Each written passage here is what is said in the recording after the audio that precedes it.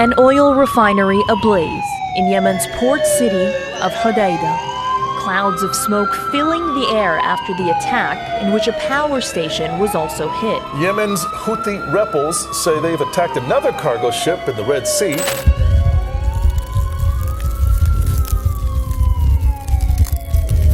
Halo guys, jadi ada berita yang sangat mengerikan bahwa negara yang dikenal sebagai negara yang melakukan genosida dan pembantaian terhadap manusia-manusia yang ada di Palestina, yaitu negara Israel, baru saja melakukan serangan masif ke negara yang namanya Yemen.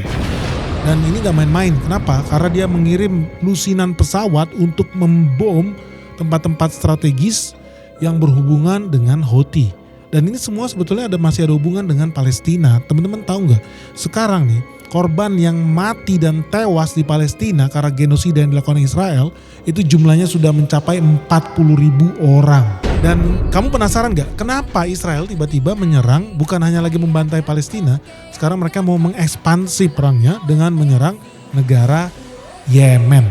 Kalau penasaran jangan di skip video ini. So let's check this out.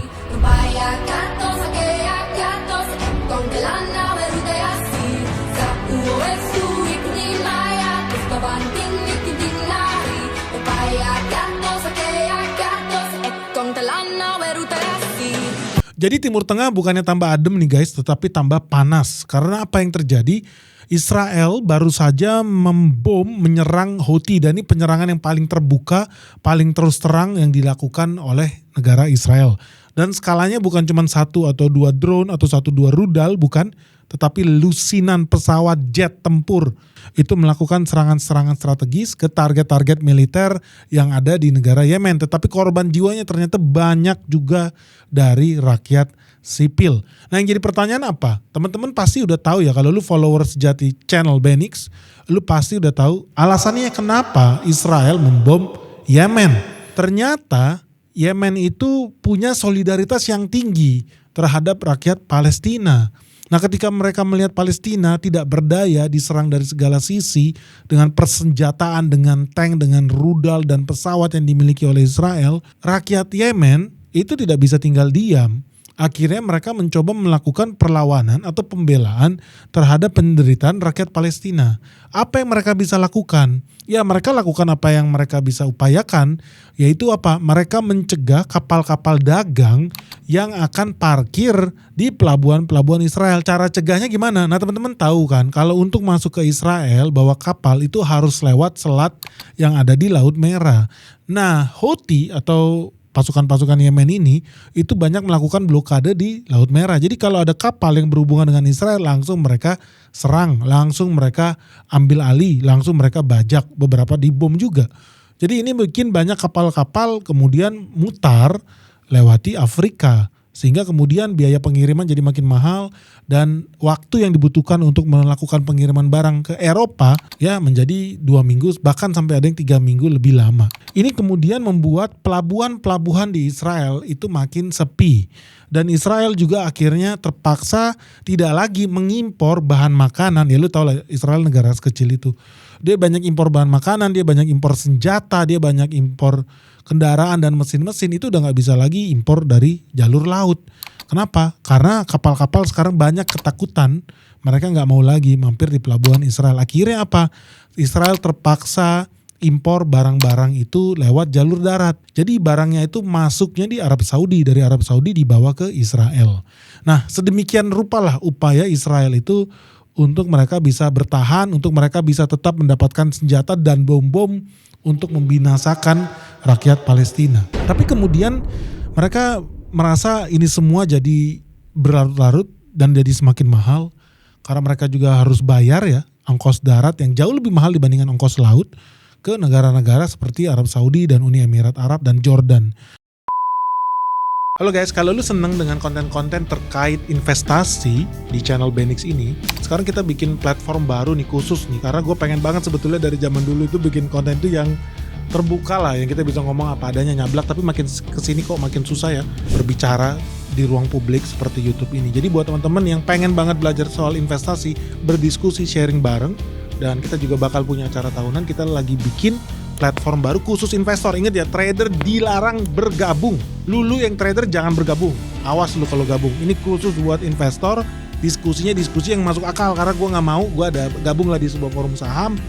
Istrinya ngebahas posisi lilin. Hari ini di atas, di bawah, di utara, di timur, apalah gitu. Gue capek banget asli. Scroll isinya bahas ilmu lilin kayak orang tolol. Kita ini investor, bukan tolol man gitu ya. Jadi kita bikin platform khusus investor. Kita semua bisa berbagi ilmu pengetahuan kita, perjalanan investasi kita tanpa sensor, cuma di tempat ini. Jadi ya semoga ini juga bisa mengurangi ya ancaman-ancaman, surat-surat cinta, surat somasi dan lain sebagainya yang datang ke kita. Karena mereka nggak suka dengan channel Benix yang terlalu transparan membahas tentang mafia-mafia yang ada di Bursa Efek Kazakhstan. So, sampai ketemu guys di komunitas khusus investor yang bernama Benix Investor Group. Langsung klik link di bawah ini www.benix.id. Ingat ya, kuotanya terbatas. Jadi diskon 30% ini hanya berlaku sampai 30 Agustus 2024 dan hanya untuk 100 orang pertama. Keuntungannya apa? Ya kita bisa saling sharing, Q&A, tanya jawab langsung sama Benix. Juga ada acara live tiap bulan sama Benix. Kita juga akan banyak acara-acara gathering offline dari kota ke kota. Jadi kita bisa ngobrol langsung nih. Khusus untuk anggota Benix Investor Group. Jadi ini keanggotaannya selama 1 tahun full. Kita di sini bisa saling berinteraksi, saling sharing, termasuk peluang investasi loh. Bukan cuma di ISG, termasuk di bursa efek luar dan di saham-saham yang pre-IPO. Jadi kita bisa masuk ke saham perusahaan tertutup, saham-saham pre-IPO yang potensinya bagus. So teman-teman, sampai ketemu ya di Benix Investor Group. Siapa cepat dia dapat. Ingat ya, kuotanya terbatas hanya 100 orang. Deadline-nya di 30 Agustus 2024. Langsung ya klik link di bawah ini. So mereka kemudian mengambil posisi untuk oke lah kalau gitu kita buka lagi aja jalur laut ini dengan cara apa? Kita serang nih markasnya Houthi ini, yaitu di negara Yemen ini. Sehingga kemudian Israel secara resmi menyatakan perang terhadap Yemen. In the area of the port, the Israeli Air Force struck dual-use infrastructure used for terrorist activities, including energy infrastructures.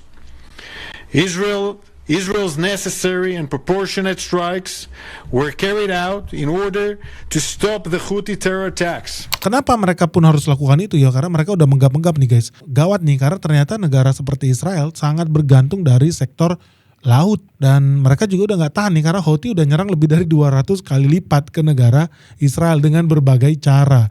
Nah terakhir ternyata yang paling sukses itu adalah serangan drone dari negara Yemen ke Israel. Dan itu langsung menghantam kota besar di Israel yang namanya Tel Aviv. Jadi serangan ini mengenai salah satu kota paling besar dan terkenal di Israel selain Yerusalem, yaitu Tel Aviv. Dan serangan ini juga membunuh satu orang warga Israel yang ada di Tel Aviv.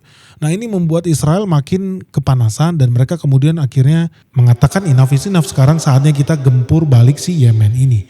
Sehingga akhirnya dia turun tangan langsung, dia kirim pesawat untuk ngebom Yemen, termasuk pelabuhan di Yemen. Ini sebagai kode nih, lu bilang sama angkatan laut, lu jangan lagi ngerecokin kapal-kapal Israel ya. Sehingga kemudian dia mengebom pelabuhan Hodeidah yang ada di Yemen. Ada sekitar 6 orang yang tewas tuh ketika pemboman itu dilakukan. Jadi memang soal Timur Tengah ini sangat complicated ya guys, ini benang kusut. So Palestina diserang oleh Israel. Kemudian Yemen tidak terima, Israel diserang oleh Houthi Yemen. Terus kemudian Israel gak terima diserang terus-terusan, dia lakukan serangan balik ke Yemen. Oke, ternyata nggak sampai di sini ya teman-teman tahu. Ternyata yang bersimpati oleh perjuangan rakyat Palestina itu bukan cuman Yemen.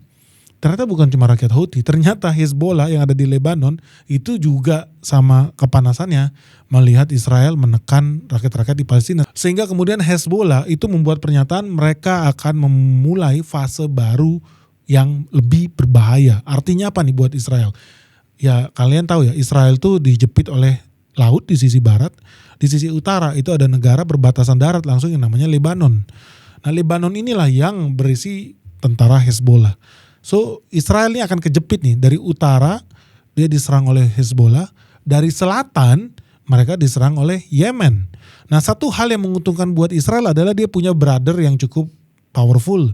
Dia punya brother Jordan. Yang kedua dia punya brother Arab Saudi.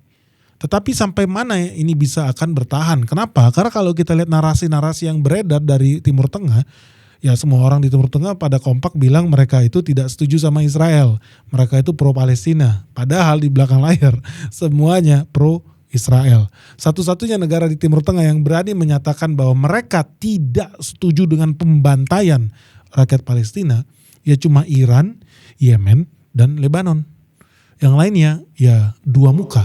Ini buktinya apa? Kita mau ngomong harus bicara berdasarkan data. Nah teman-teman tahu nggak jarak dari Israel ke Yemen itu 2.200 kilometer. Itu satu arah tuh terbang. Kalau bolak-balik berarti 4.400 kilometer yang dibutuhkan kalau seandainya sebuah pesawat dari Israel mau terbang ngebom Yemen. Pesawat itu harus mampu terbang 2.200 kilometer dan pulang 2.200 kilometer. Nah teman-teman tahu nggak ketika Israel ngebom menggunakan pesawat-pesawat jet mereka yang mereka beli dari Amerika Serikat itu pesawat yang mereka gunakan adalah pesawat jet F-15 dan F-35. Nah F-15 ini jangkauan terbangnya itu cuma 2.000 kilometer. Sementara pesawat F-35 yang sangat modern itu bisa mencapai 2.200 kilometer.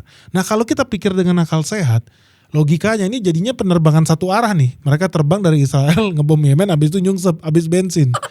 Tapi faktanya kan enggak, mereka enggak nyungsep habis bensin nyampe di Yemen. Ngebom, mereka masih bisa pulang lagi. Artinya kalau kita pikir dengan logika dan akal sehat, ada negara yang membantu Israel, yang di depan ngakunya sama kita dia itu pro Palestina, tapi di belakang layar mereka membela Israel.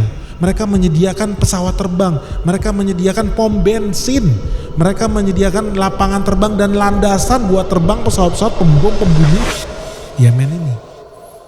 Menurut kalian negara apa nih yang sedemikian ikhlasnya bekerja sama dengan Israel untuk membinasakan pejuang-pejuang Yemen yang berjuang untuk membebaskan rakyat Palestina? Menurut kalian negara apa yang setega itu? So tuliskan jawaban kamu di bawah ini. Menurut kamu negara mana ya yang membantu Israel untuk membom Yemen? Coba tulis di kolom komentar di bawah ini jawaban kamu apa. Gue tunggu 3 detik.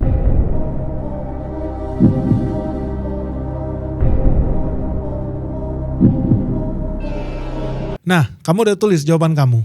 Sekarang kita lihat ya jawaban kamu benar apa enggak. Mungkin banyak dari kalian bilang, apa sih yang bantuin Israel itu Amerika Serikat. Ya logika aja bro, negara Amerika Serikat udah beda benua nih sama Timur Tengah. Sekarang apalagi yang kita mau cari alasan. Nah satu jawaban yang kemungkinan besar benar kalau di bawah ini ada yang tulis jawabannya. Negara yang membantu kemungkinan besar adalah negara Arab Saudi. Kenapa? Ingat ya, jarak dari Israel ke Yemen 2.200 km. Secara logika, tidak mungkin pesawat F-15 dan F-35 yang sangat canggih itu sehebat apapun mereka dan mereka bisa terbang lebih dari 3.500 km per jam. Mereka tidak akan sanggup untuk mencapai Yemen. Karena jarak maksimal mereka cuma 2.200, itu cuma bisa satu arah. Kalau mau bolak-balik butuh 4.400. So di sini kita cek, ternyata negara apa sih yang bisa ngebom Yemen dan jaraknya di bawah 2.000 km, ternyata itu adalah negara Arab Saudi. Teman-teman tahu dari Arab Saudi ke Yemen naik pesawat jaraknya cuma 900 km. Yang artinya pesawat F-15 dengan jangkauan 2.000 km, bolak-balik 900 km itu cuma 1.800. Mereka masih bisa pergi jauh ngebom and pulang isi bensin di Arabia. Begitupun F-35 jaraknya 2.200. Mereka masih bisa terbang toh cuma 900 km ke Yemen and then dia balik lagi ke Saudi Arabia. Jadi lebih masuk akal kalau mereka ngebom Yemen lewat negara tetangga Yemen sendiri yang namanya Arab Saudi. Nah tentu saja ini dibantah dong. Teori konspirasi seperti ini gak mungkin lah membantai saudaranya sendiri. Yang notabene ya agamanya kurang lebih sama juga dengan kalau kita ngomongin agama dengan negara Arab Saudi. Sama mereka, yaitu negara Yemen, hampir 100% penduduknya adalah Muslim.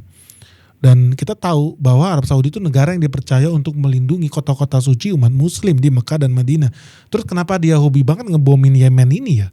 Ada apa ya? Jangan-jangan apa yang terjadi di Timur Tengah selama ini itu bukan soal agama. Kenapa? Karena teman-teman tahu nggak faktanya? Bahwa Arab Saudi itu sudah 9 tahun berperang di Yemen Dan korbannya berapa? Korban jiwanya hampir 400.000 orang tewas. Dari 400.000 orang yang tewas itu 70% adalah balita. Jadi ini metode-metode ini ternyata bukan cuma ciri khas Israel yang membantai bayi-bayi ya. Ternyata Arab Saudi memiliki bakat yang sama untuk membantai anak-anak bayi, balita-balita calon generasi selanjutnya. Ini membantai generasi nih supaya tidak ada generasi seterusnya. Ya harapannya negara itu kosong, kemudian mungkin negaranya bisa diakuisisi, istilah bisnisnya.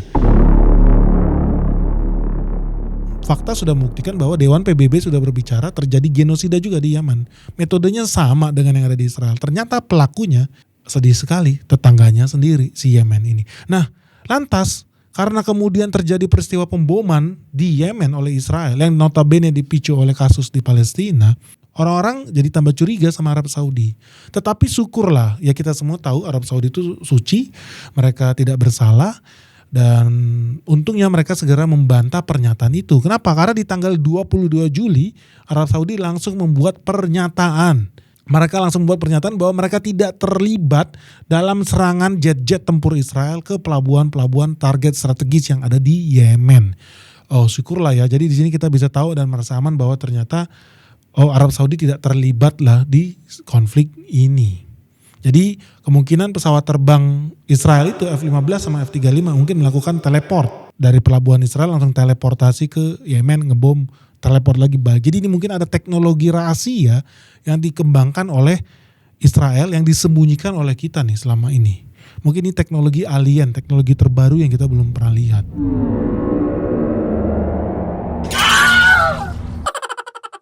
Ya atau mungkin jangan-jangan ada hal lain nih yang terjadi nih yang lebih rasional ya. Seperti ya yang terjadi satu hari setelah Arab Saudi membuat pernyataan di tanggal 22 Juli, turun berita di tanggal 23 Juli. Bahwa apa? Terjadi kebocoran informasi rahasia yang dibocorkan oleh CNN Indonesia bahwa ada signal radio dari Angkatan Darat Israel yang transmisi radionya terungkap bahwa mereka meminta izin kepada Arab Saudi untuk menggunakan wilayah udara mereka untuk membom Yemen. Dan yang lebih ngeri lagi apa? Sebetulnya Angkatan Darat Israel itu sudah memberitahu 3 hari sebelum pemboman itu dilakukan, mereka sudah melaporkan bahwa negara Israel ini sudah memberitahu semua rencana mereka untuk menggempur Yemen, dan mereka sudah kasih tahu belak-belakan kepada Arab Saudi karena mereka akan menggunakan wilayah udara dan kemungkinan pangkalan-pangkalan udara yang ada di Arab Saudi. Jadi Riyadh itu pun udah tahu hal ini. Dan yang lebih ekstrem lagi, Riyadh ternyata telah mengizinkan Israel untuk menggunakan wilayah udaranya. Wow. Jadi artinya alien itu gak ada guys.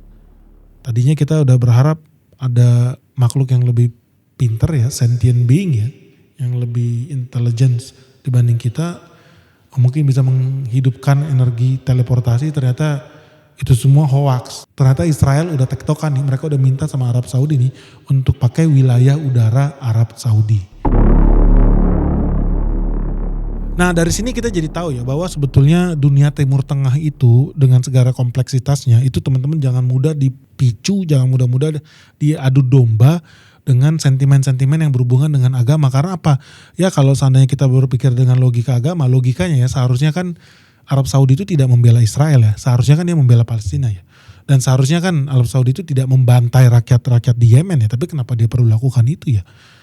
Mungkin ada di sini yang lebih ahli. Dan kenapa dia berulang kali membantah bahwa dia bekerja sama dengan Amerika Serikat dan Israel? Kenapa? Karena faktanya kalau lu pernah ke Arab Saudi, lu pasti sering melihat dua hal ini. Yang pertama, pangkalan militer tentara Amerika Serikat. Yang kedua adalah tentara Amerika Serikat sendiri seringkali berkeliaran di mana-mana. Ternyata apa? Berdasarkan data, Amerika Serikat memiliki pangkalan militer terbanyak di Timur Tengah ya di Arab Saudi. Dan mereka juga punya pangkalan militer rahasia yang ditempatkan di wilayah-wilayah strategis di Timur Tengah.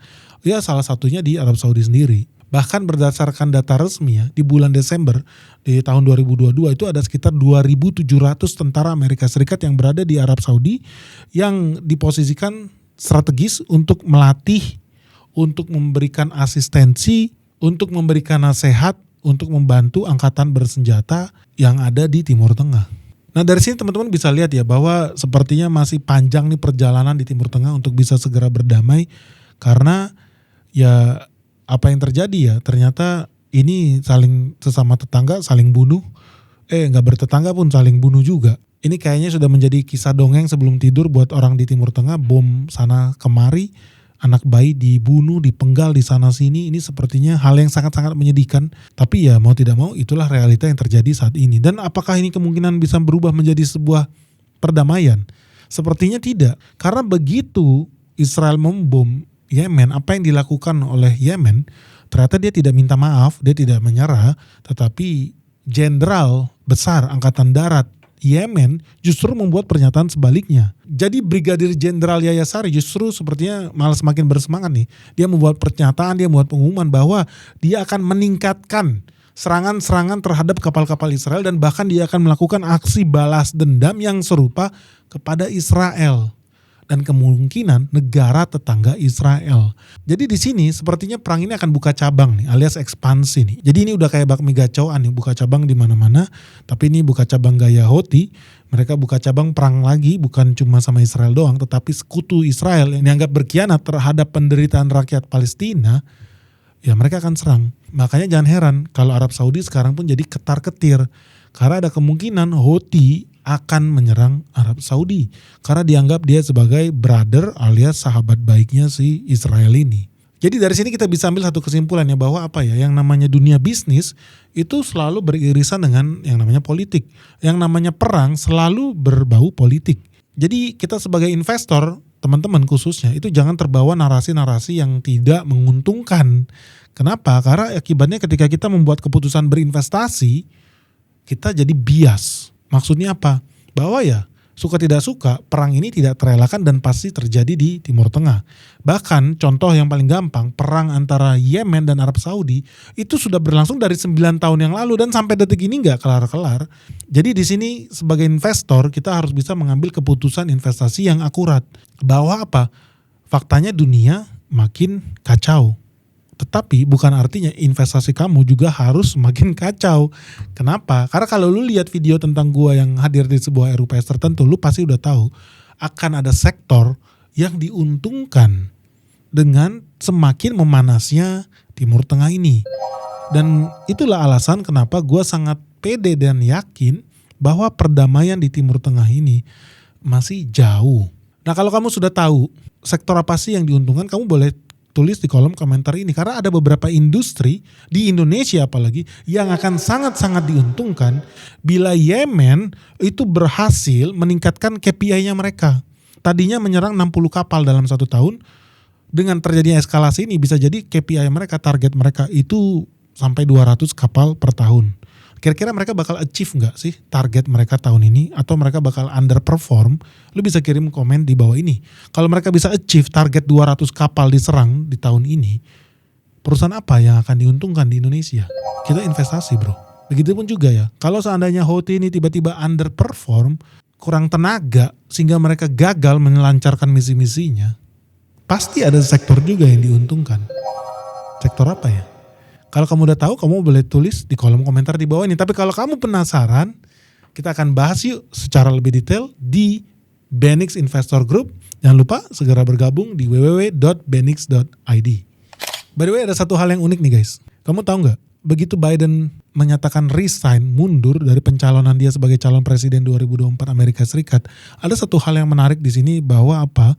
Perdana Menteri Israel Benjamin Netanyahu langsung cabut, berangkat naik pesawat ke Amerika Serikat buat meeting sama Joe Biden. Menurut kalian kenapa ya dia lakukan itu ya? Sepertinya akan ada perubahan yang drastis kah? Atau jangan-jangan dia ketakutan bahwa Amerika tidak lagi mendukung agresi Israel. Sehingga Israel harus terpaksa cari-cari perhatian nih terhadap Amerika Serikat dengan memantik api di kawasan-kawasan Timur Tengah. Dan menurut kalian Amerika bisa terpancing gak nih? Karena mereka kemarin baru saja memutuskan mengurangi nih bantuan senjata mereka ke Israel ya. Sekitar 3.500 bom itu batal dikirim ke Israel. Akibatnya apa? Pemboman di Rafah itu tidak sebesar yang dibayangkan. Tetapi kalau kita lihat ada kemungkinan gak nih bantuan dari Amerika Serikat semakin kecil? Kenapa ya? Jangan-jangan ada hubungannya dengan pemilu. Dan teman-teman penasaran gak? Kenapa gue bisa yakin banget kalau Yemen ini bisa achieve KPI mereka, target mereka buat musim ini? Tahu gak salah satu alasan yang paling penting kenapa? Karena sudah ada salah satu negara adidaya di dunia ini, yaitu negara Rusia, sudah memutuskan untuk membela Houthi di Yemen. Dan mereka baru saja mengirimkan senjata ke Houthi di Yemen. So, menurut kamu worth it gak kalau kita bahas situasi geopolitik ini lebih dalam lagi di channel YouTube Benix? Kalau kamu penasaran, yuk segera like video ini supaya kita bikin serial lanjutannya. Oke guys, semoga video ini bermanfaat. Salam sehat, salam cuan, bye-bye.